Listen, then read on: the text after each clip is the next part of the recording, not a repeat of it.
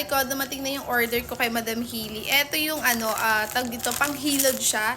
So, kasi si Madam Hilly naliligo na siya mag-isa ngayon. So, ginagamit niya yung panghilod na parang net. Nagbakbak yung skin niya. So, kung tatanungin niyo ako kung maganda ba yun, hindi siya maganda. Nagbakbak talaga yung skin niya, be. Tapos, syempre, kapag ka nababasa, medyo mahapde. So, hindi siya recommended talaga for kids.